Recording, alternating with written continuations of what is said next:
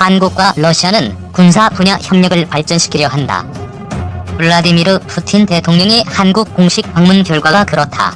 그러나 낙관적인 전망을 할 근거는 그리 높지 않다. 한국이 러시아에 제공한 차관을 현대식 무기와 군사장비로 탕감하자는 러시아 정부의 제안은 한국 국방부의 지지를 거의 얻지 못했기 때문이다. 러시아는 총 10억 달러 차관 중 7억 달러를 상환해야 한다. 이 중 일부는 T-86 전차 30세대, BMP-3 전차 30세대, 대전차 미사일 메티스 M770기, 이동식 대공 미사일 시스템 이글라, 카-32 헬기, 공기부 양정 브레나, 미사일 무장 및 탄약을 공급함으로써 탕감할 수 있었다. 러시아는 이 품목을 한국에 다시 제안하고 있다. 그러나 한국은 도입한 군사장비에 심각한 문제가 있다고 지적한다. 부품 공급이나 유지, 보수 서비스를 받기 어려운 데다 많은 모델이 서류에 적힌 성능을 보이지 못하고 있다는 것이다. 이 때문에 한국 국방부는 러시아 군사장비 완제품 도입에 대체로 부정적인 입장을 갖게 됐다. 그러나 전문가들은 한국이 국방력 증강에 필수적인 무기와 군사장비의 생산 기술을 러시아로부터 이전받으려 한다는 점을 고려하면 그렇게까지 비관적인 상황은 아니다고 말한다. 한국이 관심을 가진 11개 분야의 목록이 푸틴 대통령에게 전달됐다. 그중 5개 분야에서 양국은 타협점을 찾았다. 구체적인 내용은 알려져 있지 않다. 그러나 과거의 계약들을 보면 한국이 관심을 기울이는 분야를 예상해볼 수 있다. 한국은 러시아와의 기술 협력을 통해 중거리 대공방어 시스템 천궁 M3 제작에 필요한 기술을 확보할 수 있었다. 천궁 시스템의 기초는 러시아 최신 대공방어 시스템 비티아지 기술이다. 비티아지를 바탕으로 한국의 기술진은 트럭에 싣는 이동형 레이더 시스템을 만들었다. 또 미사일 자체는 러시아 미사일 9M96을 기초로 만들어졌다. 그 결과 한국은 러시아, 프랑스, 대만, 일본에 이어 중거리 지대공 미사일을 개발한 5번째 국가가 됐다. 러시아어로 제련의 야스트레브라고 부르는 이 사업은 한국이 대공방어 시스템 제작 분야에서 대러 협력을 촉진시키는 계기가 됐다. 다음 단계는 러시아 대공 미사일 시스템 S-400 트리움프 같은 장거리 유격 미사일 시스템 개발이 될 수도 있다. 트리움프 시스템은 비행기, 헬기, 소형 무인 비행기는 물론 크루즈 미사일과 탄도미사일을 효율적으로 요격하는 미사일 방어 수단으로 배치되고 있다. 또 다른 분야는 현대 전투기 제작이다. 푸틴 대통령의 방한 중 러시아는 한국의 러시아 5세대 전투기 T-50 개발 참여를 제안했다. 러시아 전투기 가격은 동급의 미국산 전투기보다 훨씬 저렴하다. 올해 한국은 또 한 번 전투기 60대 구입을 위한 가격 입찰을 중단했는데 그 입찰에는 보잉, 록히드 마틴, 이즈가 참가했다. 러시아는 이미 인도와 이 사업을 공동 추진하고 있으며 브라질에도 제안하고 있다. 한국의 관심도 유도할 수 있을 것이다. 전투기 제작사인 수호이는 전투기 분야 협력 전망과 관련 신중한 입장이다. 수호이사 관계자는 러시아는 최신 전투기 수-35로 한국의 전투기 입찰에 참가했다가 이미 한 번 대인 적이 있다며 한국이 수-35에 관심을 보이며 기술 문서를 요청했지만 결과적으로는 어떤 결정도 내리지 않았고 이 때문에 수호이사는 한국이 자국 생산업체들을 위해 단지 전투기 정보를 받을 목적으로 그런 게 아니냐고 보고 있다고 말했다. 빌덕닷컴은 원문의 CCA를 준수하겠습니다.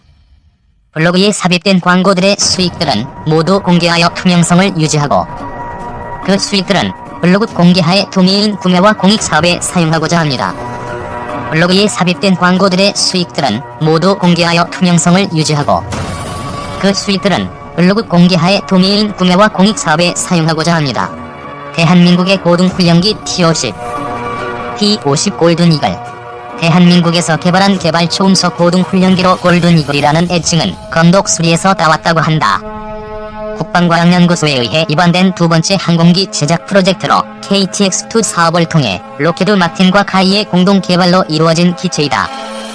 기본 원형으론 F-16을 사용했으며 사용하는 엔진은 FA-18에서 사용하는 F-404를 개량했다.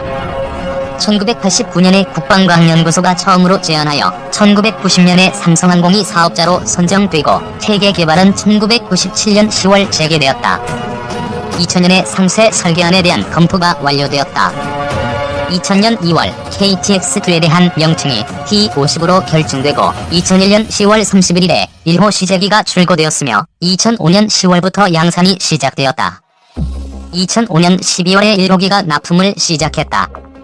최초 계획 자체는 암석 고등훈련기를 염두에 두고 있었다고 하지만 KFP 사업의 절충 교역으로 록히드 마틴의 공군 관계자와 삼성항공 기술자 등이 가서 교육을 받으며 탐색 개발을 진행하던 도중 미 공군의 차세대 고등훈련기의 요구 성능이 기동성이 뛰어난 초음속기라는 정보를 입수한 후 골든 이글 팀은 미 공군의 작전 운용 성능에 맞춰 고등훈련기를 개발하면 준비된 고등훈련기로서 미 공군에 납품할 수 있을 것으로 판단했고, 덤으로 적은 비용으로 경전투기로 개조하여 공군의 F와 같은 노후 전투기를 대체할 수 있을 것으로 예측하였다. 이에 골든 이글 팀은 록히드 마틴 측에 의견을 묻고 공동 개발을 제안을 했고, 록히드 마틴에서도 긍정적으로 보았다. 그리고 이후 진행되는 사업 과정에서 카이와 록히드 마틴이 개발의 주체가 되어 지금 우리가 아는 T-50의 형태로 점차 개발이 진행된다. 록히드 마틴의 ADD 연구원들이 가서 개발을 배워왔고, 이후 사업 성과와 원가 절약 등을 위해 록히드 마틴이 개발에 직접 참여하여 상당 부분의 부품과 엔진을 기성품을 사용하는 방식으로 원가와 개발비 절감을 이뤄냈다. 그러나 반작용으로 록히드 마틴의 목소리도 커진 편으로 록히드 마틴은 T-50 개발에서 빼놓을 수 없는 동반자인 한편으로 T-50의 제작 일감을 조금이라도 더 얻어가려고 하고 있다. 문제는 록히드 마틴이 제작하면 아무래도 국내에서 만드는 것보다 더 비싸지기 때문에 군과 카이는 이것 때문에 T-50의 주익 제작 권한을 록히드 마틴에게 돈을 주고 다시 가져오기도 했다. 그 외 UAE, 싱가포르, 이스라엘 등의 국가에서 도입을 시도했지만 탈락했다. 다양한 이유가 존재하지만 현재로서 가장 중요한 것은 가격으로 T-50은 대략 대당 2,500만 달러인데 이는 경쟁기인 M3 146뿐만 아니라 러시아제 F-130과 중국의 L-15의 대당 가격보다 훨씬 비싼 가격이다. 실제 중국이 만드는 로엔드급 전투기인 FC-1이 2천만 달러가 안 된다는 것을 생각하면 T-50의 가격 경쟁력은 문제가 있는 것이다. 문제는 훈련기를 원하는 나라들은 각국의 사정에 따라 훈련기에서 기대하는 성능이 다르다는 것인데, T-50은 전체적인 성능은 좋은데 초음속 기능과 경공격기 임무를 위해 과하게 가격이 나가며 그 가격을 감소하고 구매하려고 하면 그때는 공중급유 기능과 훈련용 시스템의 부재가 발을 잡는다. T-50은 유사시 경전투기로서의 사용 가능성까지 염두에 둔 기체이기 때문에 딱 그 정도 기체를 원하는 고객들에게 어필이 가능한 것으로 현재 2013년 기준으로 구매국인 인도네시아와 필리핀이 각각 자국 내에 반군 세력이 존재하고 필리핀은 중국과의 분쟁 가능성 때문에 적당한 성능의 전투기를 구매하긴 해야 하지만 자금 또한 여유롭지 않은 상황이라 T-50이 적합하지만 훈련 기능에 집중한 기체를 원하는 나라들은 만족하지 못하는 것이다. 즉 전투기로는 적절, 아니 저렴한 가격일지 몰라도 훈련기로서는 너무나도 비싸다. 운전을 배우기 위해 페라리가 필요한 건 아니다. 이것으로 두고 마친 이브지크 폴란드 국방차관이 일침을 놓기도 했다. 최근 F 복자형의 추락사고가 잦아 그 이유를 조사해보니 복자 훈련용으로 너무 사용하다 보니 노후 기체의 피로도가 너무 높아져서라고 한다. T-50이 빨리 양산되면 더 이상 노후 기체로 인해 사고가 줄어들어서 인명피해가 최소화될 것으로 예상했지만 결국 T-50의 추락사고가 발생하고 말았다. 2012년 11월 15일 강원도 횡성의 공군 고개비행팀인 블랙이글스의 T-50B가 이륙 직후 추락하였다. 사고 조사 결과 비행저 컴퓨터의 작동을 임시로 막아두는 전선을 정비를 위해 꽂아두었다가 제거하지 않은 것이 원인으로 밝혀졌다. 이 장치는 T-50의 정비를 위해 기수 앞부분의 점검창을 열고 꽂는 장치인데 해당 정비사 및 감독관이 이것이 제거되었는지를 제대로 확인하지 않고 점검창을 닫은 것이었다. 결국 사고 조사 과정에서 해당 정비사가 이 배선을 뽑지 않은 것을 지휘 개통을 통해 자인하였고, 이 문제에 대해 책임감을 느낀 해당 부대 준위는 자살하기까지 하였다. 일반적으로 이륙 전에 조종사가 조종관을 움직여보고 거기에 따라 꼬리 날개가 움직이는지 확인을 하지만 T-50을 비롯한 대부분의 항공기들은 랜딩 기어가 땅에 닿아 있는 동안은 조종사의 명령이 비행제어 컴퓨터를 거치지 않는다. 즉 조종관을 당기면 그 전기 신호는 바로 꼬리 날개로 전달되어 꼬리 날개를 움직이는 셈이다. 물론 비행제어 컴퓨터도 이륙 전에 점검해야 하므로 자체 점검 모드가 있으나 이렇게 억지로 우회 차단 배선을 꽂아놓은 것까지는 잡아내지 못한다. 고대적이든 현대적이든 전쟁의 마지막은 언제나 육군이 될 수밖에 없다. 하지만 현대 전쟁의 주역은 육군이 아닌 공군으로서 대한민국은 이를 너무 늦게 깨닫고 때늦은 투자를 시도했지만 주변국에서 이미 스텔스 전투기를 개발하고 양산하고 있는 시기에 쓸만한 전투기 한 대도 제작을 못하고 있다.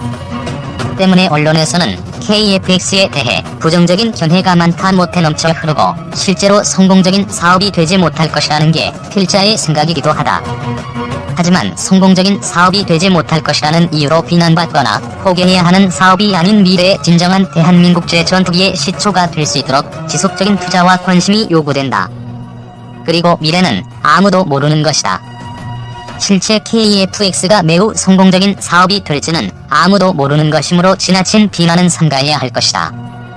KT-1, T-50 시리즈 그리고 언젠가 만들어질 KF-X로 시작되는 대한민국 공군의 자주 국방 실현을 기대하며 글을 마친다. 여담으로 사실 필자는 T-50의 제원을 작성할 때 러시아제 스텔스기 수호의 T-50의 제원을 작성하고 후 바리에이션을 찾고서 실수한